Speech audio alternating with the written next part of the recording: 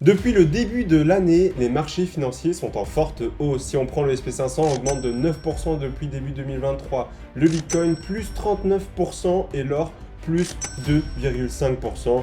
Et donc, on va voir ensemble si la récession est réellement finie ou si c'est juste un leurre avant de replonger beaucoup plus bas. Premièrement, on est obligé de prendre la possibilité d'un simple rebond. Il n'est pas rare en bear market de voir tout simplement des phases d'expansion, même si elles sont très courtes. Et bien cela, on l'a vu durant toutes les récessions. Une récession ne plonge pas en ligne droite, comme une expansion ne monte pas en ligne droite non plus. Il faut bien comprendre que peu importe la période économique, quand tout va bien, il y aura toujours des chutes, et quand tout va mal, il y aura toujours des hausses. Une bourse, ce n'est jamais linéaire et ce n'est jamais lisse. Il faut bien prendre en compte que ça arrive très souvent et surtout, on doit le remettre en cause aujourd'hui. On voit un début d'année qui est vraiment exceptionnel quand les conditions et la température économique autour ne l'est absolument pas encore. Certes, il y a des améliorations, mais il y a encore beaucoup de choses à faire.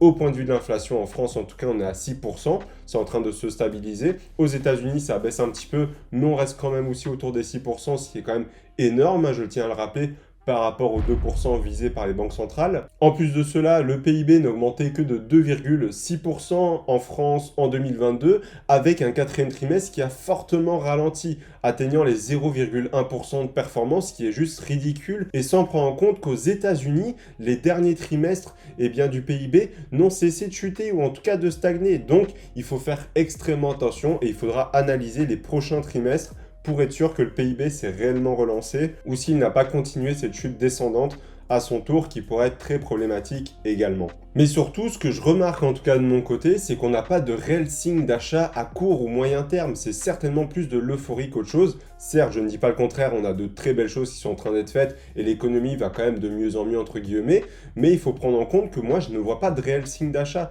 Qu'est-ce qui me fait dire qu'on va acheter et que le marché monte autant? C'est simplement qu'il est en train d'acheter le futur. Et bien ça, c'est très connu d'ailleurs, hein. Le marché en bourse est le reflet non pas d'aujourd'hui, mais d'un futur proche qui est en train d'arriver et des estimations des investisseurs de l'état du marché dans cette période-là. Parce qu'aujourd'hui, on a quand même pas mal de bonnes nouvelles, une inflation qui baisse, les investisseurs projettent également que la banque centrale, notamment aux États-Unis avec la Fed, commence petit à petit à faire baisser les taux, donc forcément les investisseurs commencent à être heureux, mais il faut faire extrêmement attention également avec cela, c'est une prévision, et on peut très bien se retrouver avec les deux cas. Le cas où tout se passe bien et on finit avec une fin heureuse, comme je vais appeler ça et que je vais détailler par la suite, où là, le marché aura eu raison de se reprendre, ou pire, on va se retrouver avec quelques indices qui vont tout simplement nous montrer le contraire et on va repartir encore plus bas qu'avant. C'est justement aussi ce qu'on va voir juste après. Donc, il faut vraiment garder du recul sur la situation. Certes, ce n'est pas parce que depuis le début de l'année, on est en positif que tout est bien, tout est beau. Non, au contraire, on prend encore un peu de recul sur les 6 derniers mois, sur la dernière année. Ça reste quand même dans le rouge et il faut faire extrêmement attention avec ça parce que ce n'est pas fini. Et beaucoup de monde pourrait se faire avoir justement dans ces périodes-là à penser que c'est l'euphorie qu'il faut acheter dès maintenant et se retrouver d'ici un mois avec encore un plus bas historique. Donc faites extrêmement attention à cela parce que ça peut vous coûter extrêmement cher si c'est mal géré. Deuxième chose à prendre en compte, c'est le risque actuellement qu'on a. Les marchés, comme je te l'ai dit, sont en train d'anticiper une fin heureuse, mais il faut faire extrêmement attention si on subit une grosse chute ou un changement d'état de marché. C'est-à-dire, prenons l'exemple ici de l'inflation. Tout le monde est en train de tabler sur la fin de l'inflation, la baisse et la remise à la norme des 2% d'inflation petit à petit. Donc forcément, les investisseurs vont se dire que les taux d'intérêt, certes, ils prévoient encore d'augmenter encore une fois, mais ils se disent peut-être qu'ils vont certainement baisser d'ici 2024. Donc tout le monde envisage une fin heureuse sur le marché, ce qui va certainement arriver, mais peut-être beaucoup trop vite. Peut-être que cette fin heureuse sera plutôt, on va dire, en 2024 et non pas dans les prochains mois. Chose que la majorité des investisseurs sont en train de pricer, donc il faut faire extrêmement attention avec cela. C'est-à-dire que là, aujourd'hui, si on voit l'état du marché, c'est comme si on n'était pas en crise, comme s'il n'y avait aucune inflation.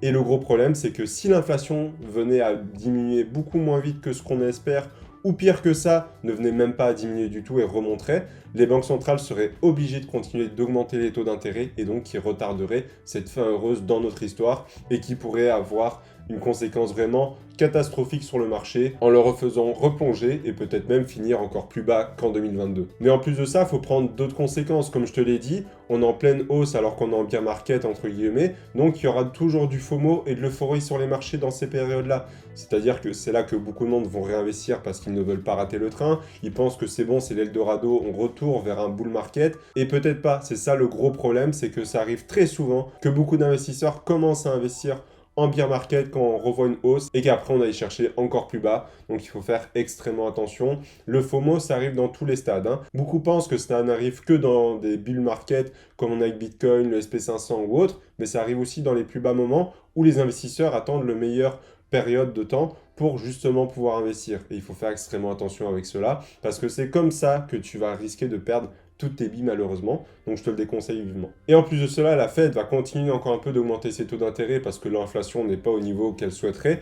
Et en plus de cela, je pense pas voir des taux d'intérêt qui vont baisser avant 2024 si tout est au vert. C'est-à-dire que si à partir d'aujourd'hui, eh bien l'inflation continue de baisser jusqu'à atteindre un seuil à peu près acceptable pour la Banque centrale, je pense que ça ne sera qu'en 2024 qu'elle pensera à commencer à baisser les taux. Et en plus de cela, on n'a pas encore vu le réel impact de la politique monétaire sur le monde. Pourquoi? Parce qu'on va dire que ça fait même pas un an qu'elle est en place, peut-être 6 mois on va dire, et ça met beaucoup de temps à arriver, que ça soit sur le chômage, que ça soit aussi un effet papillon, hein. Tu connais peut-être cette théorie que un battement d'aile d'un papillon à l'autre bout de la Terre crée un ouragan de l'autre côté, mais là c'est la même chose avec la politique monétaire, quand on augmente les taux, tu peux être sûr qu'il va y avoir des impacts qui ne seront pas directs, forcément ça prend du temps, c'est un peu comme le miel dans le pot de confiture, hein. Il va pas s'étaler directement comme de l'eau, il va mettre du temps à arriver dans le fond, mais crois-moi il va vraiment remplir tout le bocal au bout d'un moment. C'est la même chose ici, ça va prendre du temps. Et après 6 mois, 1 an, 2 ans, c'est là qu'on va voir les réelles conséquences sur le chômage et plein d'autres choses de l'économie que ça va affecter. Forcément, on n'augmente pas des taux sans avoir des conséquences négatives derrière. Pourtant, c'est ce qui est en train d'arriver. On a zéro conséquence négative. Le chômage aux États-Unis bat ses records historiques encore une fois, ne cesse de diminuer chaque mois. Et pourtant, on augmente les taux, ce qui devrait faire licencier les entreprises. Donc j'attends vraiment de voir le taux de chômage dans les prochains mois qui pourrait justement créer un vent de panique sur les marchés et également du coup refaire plonger cette bourse-là. Donc il faut faire extrêmement attention néanmoins à cela. Mais surtout 2023 sera une année quand même décisive pour l'économie. Soit on continue dans cette lancée toute l'année, c'est-à-dire on a une bourse qui continue de monter, on a un taux directeur qui commence à se stabiliser, on parle même de retirer les taux, entre guillemets, enfin de les diminuer en tout cas, et on a une inflation également qui diminue.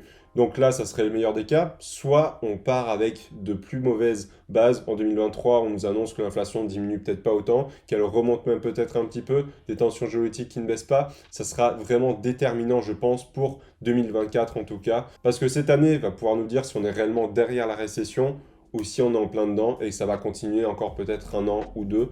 Donc ça sera vraiment à voir avec le temps et les prochains résultats, c'est ça le plus important surtout. Mais la possibilité de voir une fin heureuse n'est pas impossible non plus, même si cela devrait comporter pas mal de choses, comme notamment une continuité d'évolution du PIB dans tous les pays, que ce soit en France, aux États-Unis, que ce soit entre l'inflation qui continue de baisser pour revenir à 2%, que ça soit sur les taux d'intérêt qui arrêtent d'augmenter, qu'on parlerait même de les diminuer, que ça soit aussi au niveau des tensions géopolitiques forcément qui se calmeraient. Tout ça créerait un environnement vraiment positif pour une fin heureuse et qu'on puisse reprendre un bull market sereinement. Mais malgré tout cela, il faudrait également que l'impact de la politique monétaire qu'on a engagée en 2021, même 2020 et 2022 sera vraiment faible, voire inexistant, chose que je ne pense pas que ça puisse arriver, à mon avis, même si je le souhaite forcément, c'est ce qui pourrait arriver de mieux au marché selon moi. Mais donc tu vois qu'il y a quand même très peu de chances que cette fin heureuse arrive. Il y aura certainement quelques-uns de ces éléments, peut-être une tension géopolitique qui se calme et une inflation qui se calme, peut-être que le PIB quant à lui va rester à peu près similaire, donc il faudra voir un petit peu, mais ça c'est vraiment le meilleur scénario j'ai envie de dire, où le marché pourrait reprendre de plus belle, comme si de rien n'était, entre guillemets, et tout en prenant en compte que la politique monétaire ne doit pas impacter celle-ci à plus moyen terme, c'est-à-dire l'année prochaine et encore celle d'après même. Mais donc, malgré tout ça, qu'est-ce que tu dois faire toi en tant qu'investisseur ou si tu comptes bientôt investir? C'est très simple. Premièrement, continue ta stratégie. Si elle porte ses fruits, qu'elle n'est pas impactée, peut-être que tu es dans le rouge, mais c'est normal. Regarde autour de toi les conditions économiques. Si tu n'es pas en rouge de moins 70%, mais que tu es dans le rouge de moins 5, moins 10%, c'est normal. Tu es à peu près dans l'équivalent du marché. Si tu es en vert, c'est encore mieux, hein, ça va vraiment dépendre de plusieurs facteurs, ta stratégie, depuis combien de temps tu investis, tes PRU, etc. Mais continue ta stratégie si elle porte ses fruits. Ce n'est pas parce que tu as une crise et que ton portefeuille baisse un petit peu qu'il faut l'arrêter tout de suite. C'est un peu comme la personne en fait qui est sur une île déserte, qui a un radeau et une boussole et qui veut partir le plus loin de celle-ci, qui pointe vers le nord, mais au moins de tornade, au moins un courant un petit peu plus turbulent, va pointer vers le sud. Forcément, tout ce que tu vas faire, c'est tourner en rond et tu ne partiras jamais de cette île. Donc, garde le cap, même s'il y a des phases un peu plus compliquées que d'autres, il y en aura toujours, peu importe ta stratégie. Évidemment, il faut la changer si tu vois que ta stratégie ne te correspond pas du tout et que tu perds des moins 70%, c'est que tu as peut-être un problème de répartition, diversification ou même de stratégie tout court. Mais également, en période de crise, tu as beau avoir une bonne stratégie, si tu ne gardes pas la tête froide, tu n'arriveras à rien. Parce que si tu commences à faire jouer tes émotions, que tu commences à vendre au moins de claquement de BFM TV ou de TF1, tu n'arriveras juste jamais à tenir non plus sur la durée, même si tu as la meilleure stratégie, même si tu es conseillé par Warren Buffett, hein, j'ai envie de dire, et que tu n'as pas la tête froide et sur les épaules, tu ne pourras jamais gagner en bourse. C'est aussi simple que ça. Donc, garde la tête froide, continue surtout ton DCA, c'est ça qui va vraiment te sauver. Si tu veux en savoir plus sur le DCA, je t'ai fait une vidéo juste ici, qui est très importante si tu débutes en bourse ou que tu veux sécuriser ton patrimoine investi et diminuer les risques au maximum, ce qui est logique, parce que honnêtement, si tu fais du DCA, tu n'as même pas besoin de te poser la question de est-ce que c'est le meilleur moment d'acheter ou non, c'est en train de monter, c'est en train de baisser. Tout ça, tu l'enlèves de ta tête et tu investis juste ton argent tous les mois. D'ailleurs, pour les personnes qui n'ont pas encore investi en bourse et qui se posent la question est-ce que c'est le bon moment ou non, commencez déjà par vous former, ensuite vous pourrez commencer à investir parce que c'est dans ces périodes-là que vous pouvez perdre énormément d'argent si vous n'avez pas les compétences. Si vous avez les compétences et la stratégie, commencez, faites du DCA, prenez le moins de risques possible, en tout cas ce que vous êtes prêt à accepter. Et pour les personnes qui aimeraient bien se renseigner sur le domaine de la bourse, je lance un challenge totalement offert pour voir toutes les bases et vous donner toutes les clés en main pour débuter dans ce domaine-là. C'est le premier lien en description, n'hésite pas à remplir le formulaire si tu veux t'inscrire. Et donc pour finir, quoi faire? C'est simple, garde ta stratégie, continue ton DCA si tu investis déjà.